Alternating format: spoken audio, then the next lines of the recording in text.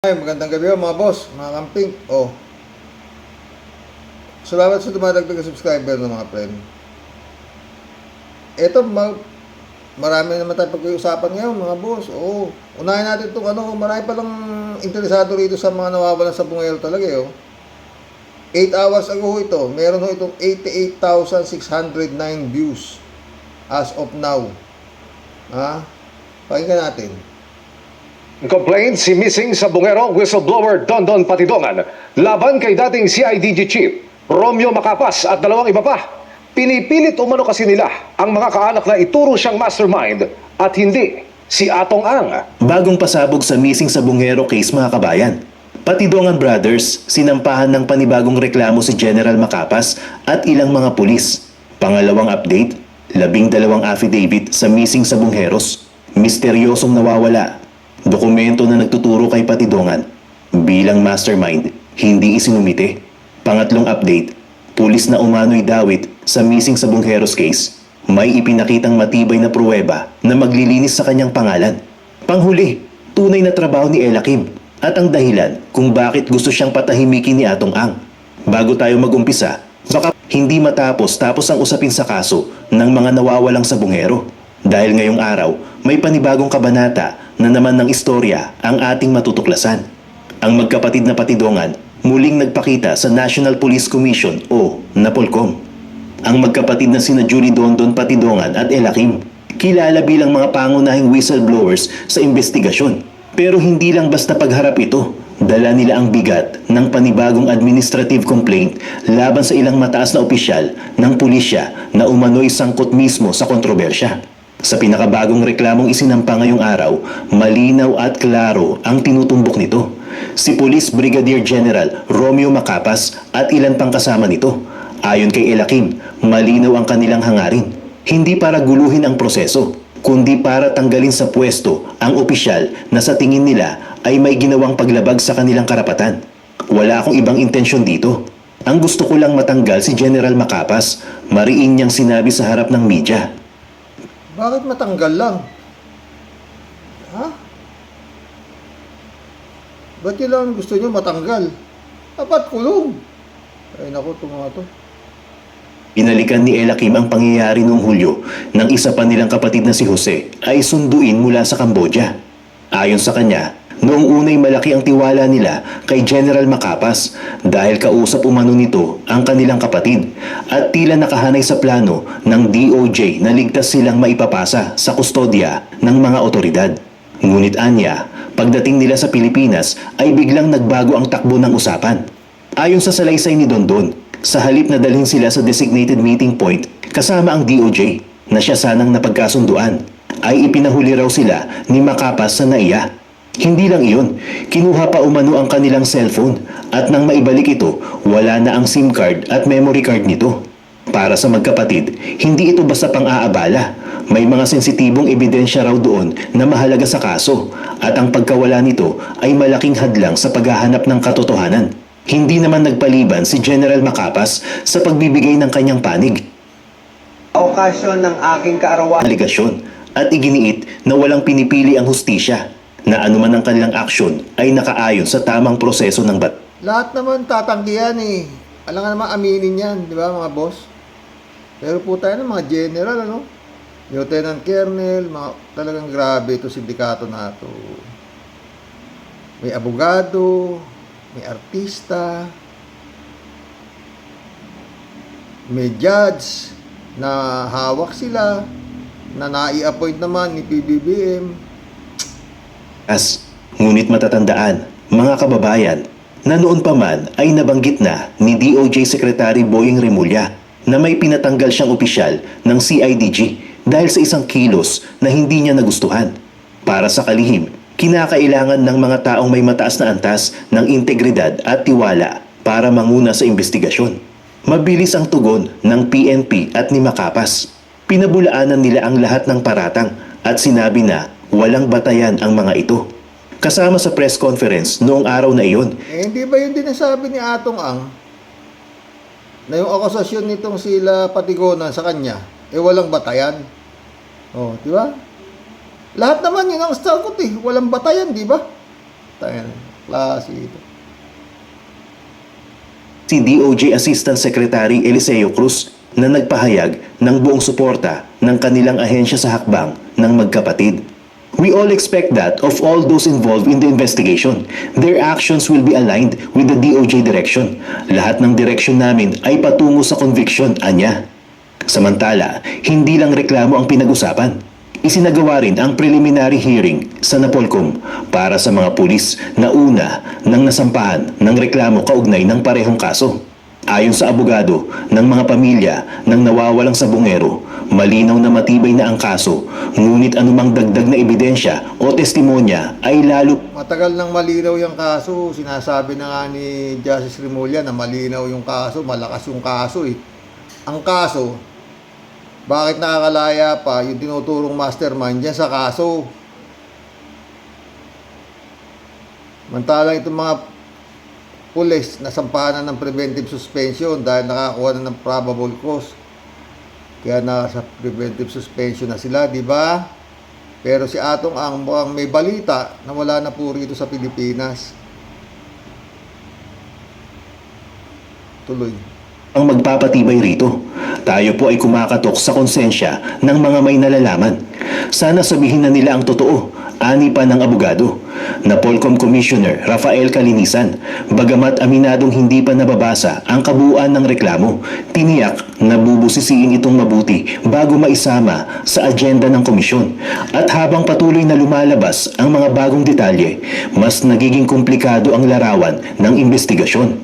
Panibagong update, umalingaw-ngaw ang panibagong conflict sa pagitan ng mga abogado, mga opisyal ng pulisya at ng Parang bulbul na itong kaso nato na sa Bungero, sa totoo lang. Maganda nung una eh. Oo. At yung mga sinasabi ni Remulla, hindi ka pwedeng magbabaw ang pera dito. Napakalakas ka ng kalaban na mapera ikay kalaban. Sinasabi niya, di ba? Pero ngayon, magulo na naman.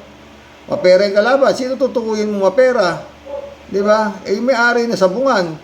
Pero ngayon, wala pang hindi pa inaaresto. Ano ba yan? Tuloy. Department of Justice. Lahat nagtuturo kung sino ang may hawak ng buong katotohanan at kung sino ang tila nagtatago nito. Ayon kay Attorney Bernardo Vitriolo, abogado ni Police Senior Master Sergeant Joe. Ito, abogado ni nung isang pulis pa lang isang pulis, 12 yung pulis, iba pa yung mga general, iba pa yung abogado ni Atong Ang. Anak ng weteng na kaso to. Ang pagtuunan dapat muna si Atong Ang para kung tinuturo na nga na siya yung mastermind eh. Di ba? Wala na, lumalayo na ho tayo. Encarnacion, isa sa mga akusado, may napakahalagang ebidensya na hanggang ngayon ay hindi pa rin umano na ipapasa sa DOJ. Ang tinutukoy niya, mga kababayan, ay ang affidavits ng 12 dating empleyado raw ng whistleblower na si Julie Patidongan, kilala rin bilang Totoy. Ayon sa abogado, kung talagang gusto Yung abogado ni isang pulis, oh. Tandaan na rin, oh. Oh. Malabo, eh. Oh. Yan yung abogado. Tandaan na, oh. Bertolo raw to, oh. Mahala na ito. Wala, hindi mabasa, pero Bertolo daw, eh. ang DOJ na magkaroon ng patas, kumpleto at balansing pagsusuri sa kaso, hindi pwedeng iasa lang ito sa mga salaysay mula sa kampo ng mga biktima at ng Patidongan Brothers. Napaka-crucial po nito, mariin niyang pahayag. Papaano kayo magdedetermine ng reasonable certainty of conviction at prima facie evidence kung kulang ang binabasa ninyo? Kung affidavit lang ng Patidongan at ng pamilya ng mga biktima ang hawak, siguradong one-sided yan. Pwede pa ngang fabricated. Naghain ng administrative complaint si missing sa Bungero whistleblower Dondon Patidongan laban kay dating CIDG Chief Romeo Macapas at 2 iba pa. Pinipilit umano kasi nila ang mga kaanak na ituro siyang mastermind at hindi si Atong Ang. Inireklamo na rin sa National Police Commission ang Napolcom si Police Brigadier General Romeo Macapas. Isinampa ito ni Dondon Patidongan ang lumutang na whistleblower sa kaso ng mga missing sa Bungero. Alegasyon niya, Etong Dondon nito, ano mapapala nito? Sa dami ng general, ba't si Macapas pa tuturo? Bakit si Urapa? Mga kakilala niya eh. Di ba? Tapos pinapalabas nila na sisinungaling to. Eh, ba't kaya tuturo? Anong papala nito? Nakialam umano ang dating CIDG Director sa kaso. Ginagapang daw ang ilan sa pamilya ng mga nawawalang sabungero para ibahin ang nilalaman ng kanilang salaysay. Tinuturuan na nagbalik ta rin lahat ng sinasabi ko. Naggagawin niya ako ang mastermind at labas na daw dito si Mr. Atungang. Bukod kay Macapas, naghain din ng administrative complaint si Patidongan laban sa dalawang iba pang opisyal ng pulisya. Pinasuhan dito ay si General Romeo Macapas at saka si Deros Vincent Ponsina at saka si Police Lieutenant Colonel Rosel D. Encarnacion. Ang kaso po nila ay misconduct, dishonesty, conduct unbecoming of a police officer and operation. Ang reklamo, sinuportahan ng kapatid ng nawawalang si Michael Bautista, ang lalaking nakuhanan ng video na ine-escorta ng dalawang lalaki palabas ng sabungan sa Santa Cruz, Laguna. Ayon pa kay Vitriolo, ang mga testimonya mula sa nasabing Vitriolo pala. dalawang witnesses ay may laman na magbabago sa direksyon ng kaso dahil sa mga pahayag umano na nagsasangkot mismo kay Tama na yan. Basta yun lang o yan, mga boss. Lumalayo na o. Ang tumbok dapat si Atong Ang. Tsaka na yung mga pulis na yan. Kasi nga yung mastermind muna eh. Naliligaw na, umiikot na parang Chubibo. Ay nako. Ito, tatanggalan natin ang sound. Mga pro-Duterte senators, happy moments. Sana all masaya. Ito. Si Bongo, si Kimo, si Aimee, si Marcobeta, si Bato, si Jinggoy, si Chis Escobaro. Yun sila si Aimee, saya-saya sila. Marcobeta, si Bato, sino yun? Sino isa? Si ano nga yata, si Jinggoy, Ay, nako. Ito maganda mga pre, no? Kay Atong Ang na naman, no? Atong Ang, hindi makakaalis dahil, di ba? Hiramin natin kay Idol Popong. Actually, mga kapupong, ganito kasi yan. Kung totoo ngang si Atong Ang nasa Pilipinas pa, specifically ayon mismo kay Ang, nasa Pasig daw siya, ay totoong ang tunay na makakapag-confirm niyan ang intelligence mismo ng ating gobyerno. Natandaan nyo, posibleng meron itinalagang grupo ang ating gobyerno upang bantayan ang tunay na kinaroroonan nito. At sabihin man nating sobrang Yun! Sana ganun ang ginawa kay Bantag.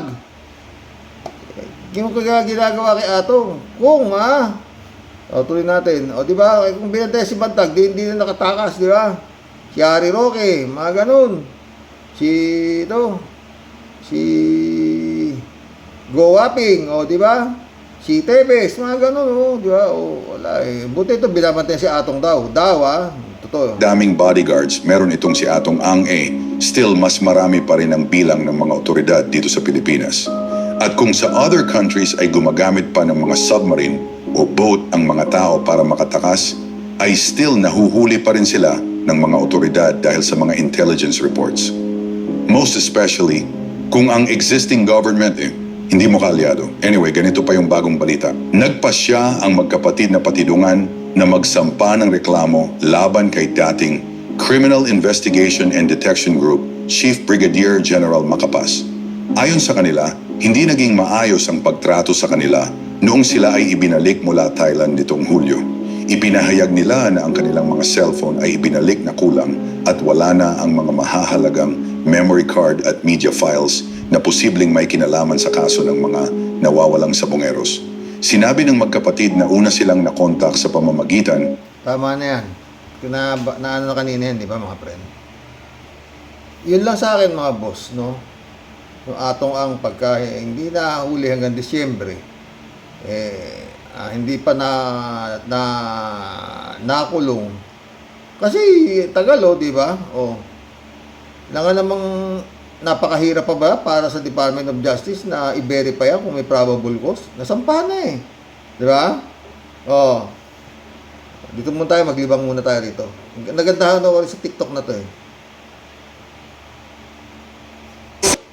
Pag may masamang nangyari kay PRRD, indirectly kahit kayo ang may gawa or hindi, mananagot kayo sa taong bayan. Ay, naku, ayan na naman si taong bayan nyo. Taong bayan, taong bayan. Palagi nyong sinasambit ang taong bayan na wala naman kayong... Itong mga vlogger na itong mga didilis na ito, oo. Pero bayado kasi kaya ganyan nga di ba, Mato? Pumuri ka kay ewan ko kung bayad din yung mga vlogger ni PBBM. Hindi ko alam. Oo. Karamihan ho doon, dating kasama ko doon sa Talino Warriors o nagkahiwalay nga ako kami dahil napunta ako kay Lenny Robredo. No? Bagay si Atty. Claire, hindi natin alam kung sino binoto niyan. Hindi rin si Bongbong daw ang binoto niyan. Nabigyan ng pwesto di hinihingi ng tulong, di tutulong si Atty. Claire, wala nang problema, di ba? Pero inamin niya na hindi si Bongbong binoto niya. Tuloy. Taong bayan na mga Duterte lang kayo. Ha? Ito sabihin ko sa inyo kung talagang madami sinasabi mong taong bayan noong dinampot ang Duterte nyo, ang tatay nyo nung dinampot na idala doon sa dahig, di sana naglabasan ng taong bayan. Meron ba? Palagi nyong sinasambit ang taong bayan, wala naman kaming nakikitang taong bayan kundi taong Duterte, yun lang yun. Noon, anong sinasabi nyo? Pag dinampot ng ICC, ang tatay niyo, magagalit ang taong bayan, etc., etc., kuno-kuno. Anong nangyari? Meron ba? May dumanak bang dugo? May taong bayan bang naglabasan? Kundi kayo-kayo lang na mga Duterte. Ilang araw ba kayo na nag-rally-rally kuno, people's power kuno na hindi naman napuno? Naku, wag nga kami, oy. Wala kayong taong bayan. Taong Duterte meron. Dahil kampon kayo ng mga Duterte. Kung talagang taong bayan kayo, sumusunod kayo sa gobyerno.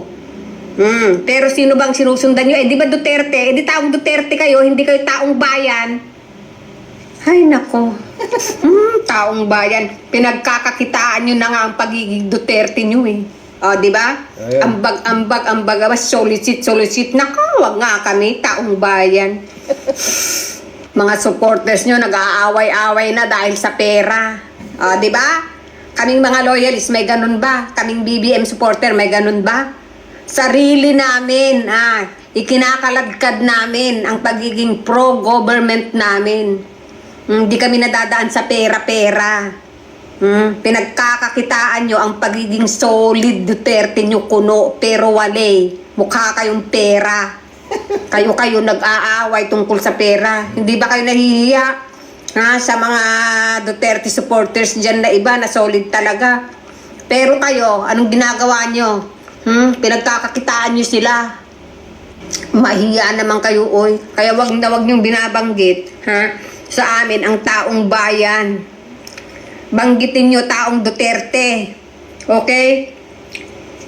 Itong mokong na to, kung makapagsabi mananagot sa taong bayan. Ako ba? Walang taong bayan, oy. Gumising ka. Alam mo kung anong natitira sa inyo, Sasabihin ko sa inyo. Ilusyon! Yun na lang ang meron kayo. Ilusyon! Pigilan nyo kami mga agraraman, agbibisin kayo, napaupuin nyo na presidente ang Duterte, Sara nyo, pero wale. Ilusyonado. Pag may masamang nangyari kay PRRD, Akala mo, totoo indirectly kahit kayo ang may gawa or hindi, mananagot kayo sa taong bayan. Gago. Pinagmumura ka na tuloy. Mag-collab na po tayo. Oy, thank you sa mga nagpa-birthday Ito kay Michelle Edwin. Salamat, friend sa pa-birthday, sabi niya. Napakasama na ang mundo at nakakalungkot na ang Pilipinas ay garapalan ng grabe. Long may you run, friend, and keep on barking. Still always watching. Happy birthday, bossing. Salamat, friend. Totoo. Tsaka kay friend Shervin Sapeda. Shout out sa inyo, mga boss, Bukas, 69 na po tayo. Lapit na sa palakol. At least walang sakit o merong konting high blood, di ba? Librado Ludovico. Blessed Saturday morning, Karoks, and all warriors watching from Edmonton, Alberta, Canada. God bless po, stay safe and healthy. Okay lang, Karoks, kahit halo-halo ang topic. Okay, Dok, di ba? Nandiyan sa Canada rin si Mike, si Michelle, Edwin. Di pa kayo nagkakamit. Marami dyan Sila, meron pa akong mga anak-anakan dyan Librado Ludovico. God save the Philippines. Ang Pilipinas ang pinamugaran ng mga ulupong at halimaw, dayokdok, masisibang mga politiko, wala nang tatalo sa Pilipinas. Mga tinamaan kayo ng lintik, hindi pa kayo mautas. Ay, ulo nito. Dapat talaga. Susan de la Cruz, shout out. Gandang gabi, Karoks, at sa mga kawaryos. Ingat po kayo. Ingat po tayo. Ingat ka. Erlinda Aquino. Kuya, natawa ako sa'yo pag binibigkas mo yung Dolomite Beach. Taginod beach. O di pwedeng paliguan, puta. Ang daming kinita ron, puta. Kasama niya dun, general na naman Diba yan? Umutak yung general na Basta lahat ng panahon ni Duterte, namuni niya mga general. Oo. At marami siyang ipinagpo-promote na general. Isa na ito si Bato. Isa lang yata Australia nito, ginawang 4 Lahat nagsiyama niya. Kaya kung mga friend, lifestyle check mo yung mga naging general na nakadikit kay Duterte. Puta, makakahuli ka dyan Oo. Si Pesa, si Paildon. Oo. Tangina. Talagang hanggang ngayon namumunini pa Elizabeth Scarre, shout out. Good evening, Sir Rox. Yan si Cheese at Villanueva, dapat din pala kasama sila sa kasong plunder ni Napoles. Kaya pala todo tanggol sila dito sa mga Duterte kasi nung panahon na yan, sa sobrang lakas pa ng power ng Duterte at malamang nakaalyado nila ito, di man ito nabuking at nakasuhan. Kaya pala todo tanggol sila dito. Diba? Sammy AJ, shout out. Karoks, firing squad, ang solusyon sa mga corrupt official ngayon na forthwith. Wala nga, bawal Pero, kung wala kasing si Bongbong. Mukhang kulang ka sa goons. Yun ang kulang sa'yo. Oo. Gagaya nito si Digong. Oo, diba? May mga napatay. Mga general na namamatay. General Barayuga. O, diba? Yung mayor ng Abuera. Nasa kulungan na, patay. Pagka tinrabaho ka ng mafia, may kalalagyan ka. Kaya sana itong mga sila Nyolo, mapanood nyo ba si Nyolo? Matutindi bumanat, masahol pa kay Percy Lapid. Mag-ingat kayo mga friend, Sila Mike Cervera, sila Taki, mag-ingat kayo. Hindi nyo alam kung gaano kalaki ang sindikato na yan, mga friend. Lalo-lalo na si Atty. Claire Del Castro, napakalaki po nitong na to. Mantakin mo, Supreme Court, manipulado, at saka Senado, Ombudsman, nilagyan din niya. Hanggang ngayon, wala pang nilalagay si Bongbong na ng kapalit nito si Martires sa Ombudsman, di ba? 13 aplikante, Porping Peña, shout out. Gandang gabi, idol. Tama, sabi nyo, kurap lahat ang mga politiko. Gusto limasin kaba ng bayan. Walang kabusugan mga nag-iimbestiga. Magnanakaw sila lang. Sige lang, mangutang ngayon, halos 17 trilyon na ang utang. Pagbabayarin taong bayan. Ito yan, porping. Elizabeth Iscari ulit oh. Sir Rox, ang masasabi ko naman dito kay late Makoy, may maganda at may pangit din siyang nagawa. Una, tama kayo. Nakontrol ni Makoy ang pera ng bayan. Kaya naman isang barko na kung ano-anong alahas at gold bars ang itinakbo niya nang sinundo sila ng Amerikano para dalhin sa Hawaii. At nagkalat ang mga bank accounts nila sa buong mundo na ill-gotten wealth at may katibayan dyan. May maganda din namang nagawa siya.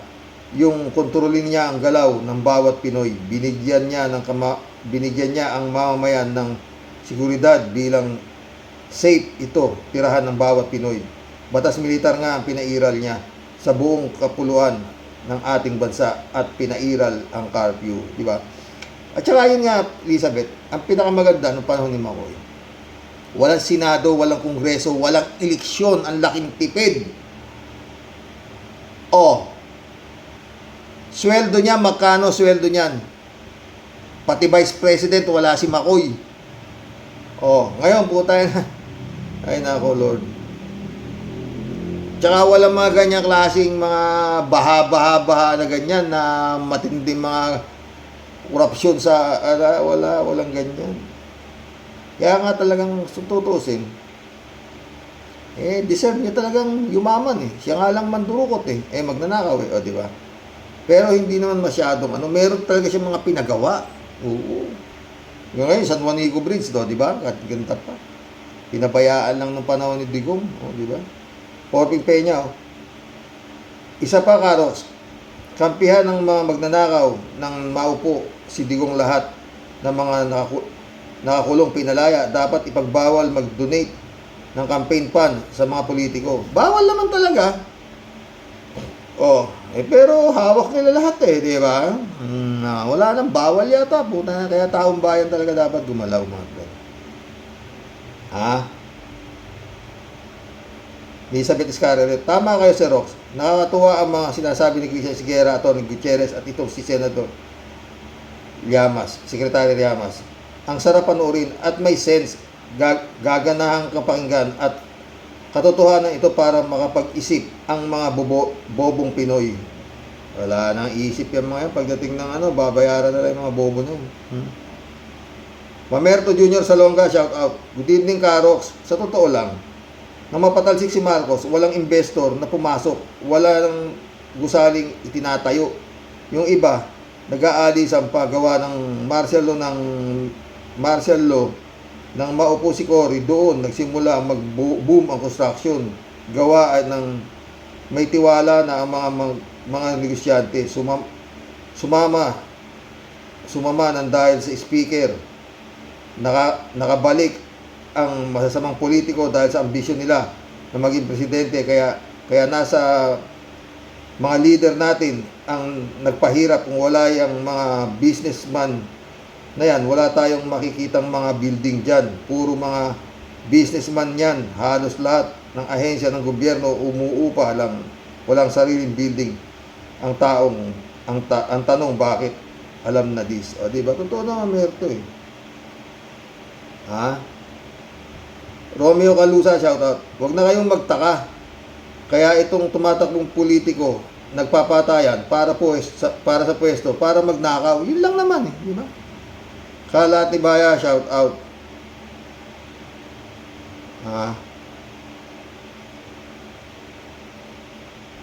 Friend Shervin Sabeda, shoutout. Christian Sen, July 7, Alcantara, shoutout sa inyo mga bossing.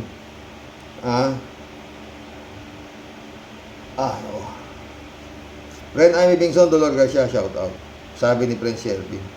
Ay, salamat ulit, friend, di ba, Xerox, pati si Trumpeta, alam na alam kung paano tayo parang bangkang lumulubog dahil sa sobrang korupsyon at kakakapal ng pagmumuka ng mga walang katorya-toryang mga nakaupong inutil at bugok Senado at hukom.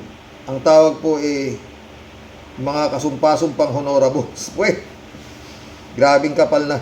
Grabing kapal ng putik.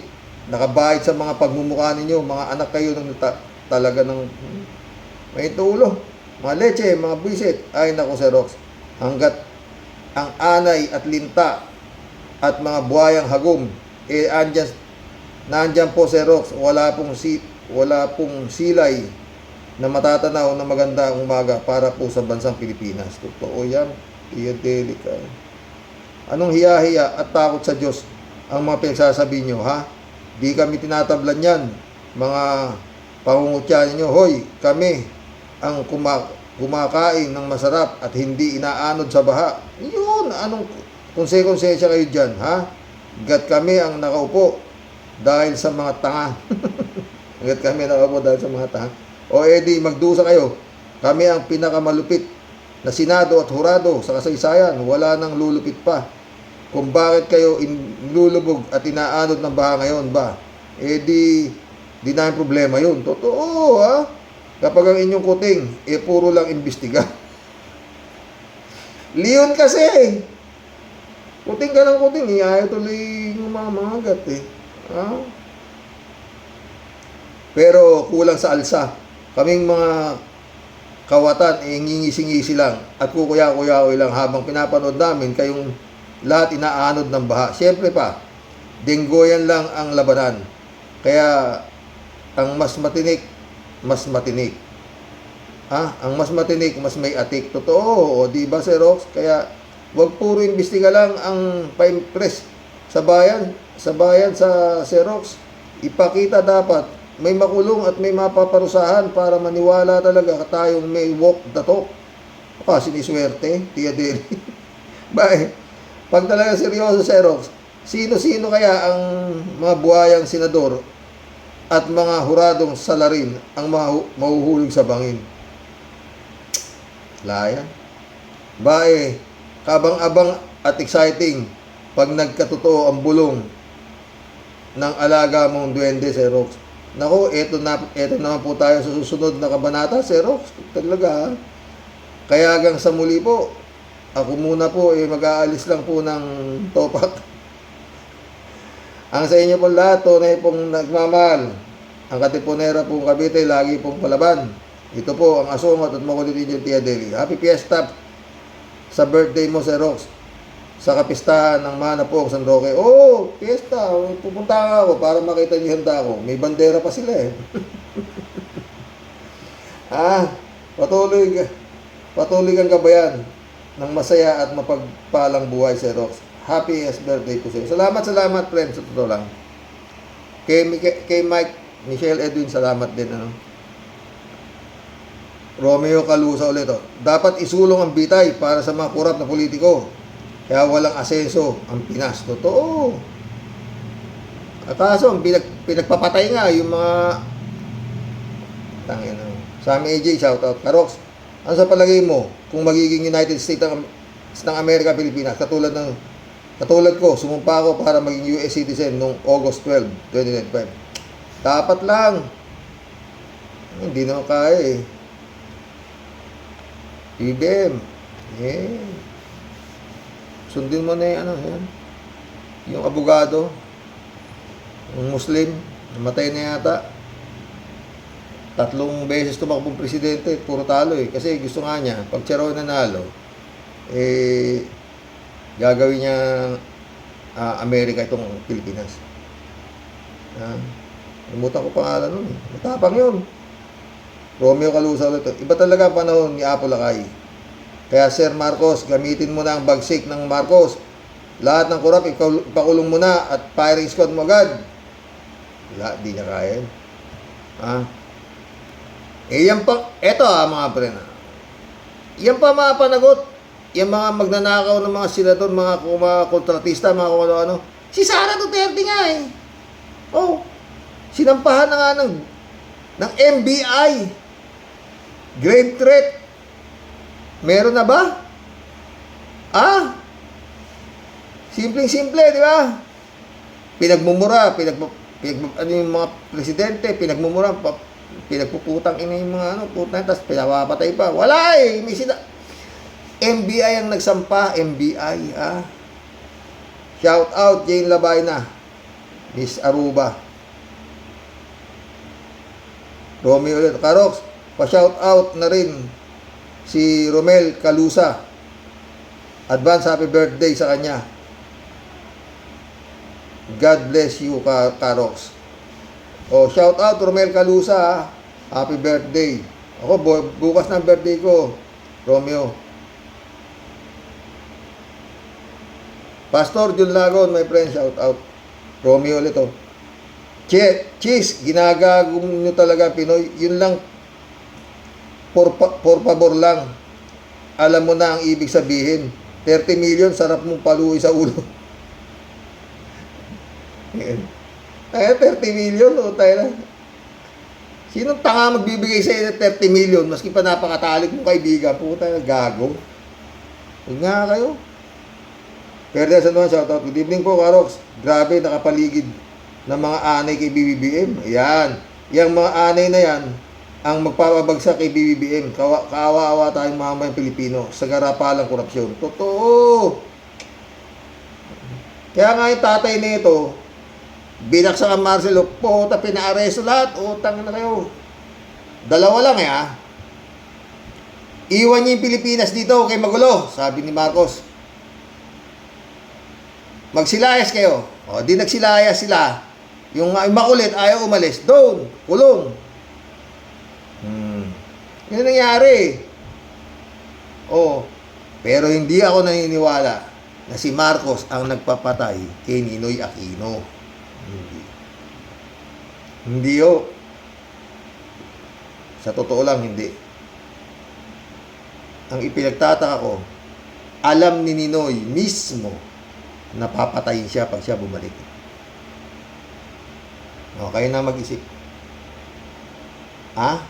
As you can see, sabi niya, baybayan ko yan eh. I'm wearing a bulletproof vest. Sabi niya sa mga, but if they shoot me in the head, I'm a gunner. So your camera must be quick. It will only take seconds. I might not talk to you anymore after this. Alam niya. At nung pumasok si Ninoy sa Pilipinas, Marcial Bonifacio ang gamit niyang pasaporte dahil ayaw nga siyang papasukin ng Marcos dito para makabalik. Ayaw. Ban siya para bumalik. Pero nagpilit siyang bumalik gamit ang lumang pasaporte. At kung ipapapatay ni Marcos yan, sa dami ng pera ni Marcos, hindi ho sa ganyang pamamaraan, masyado hong garapal. Yun lang po ang sa akin.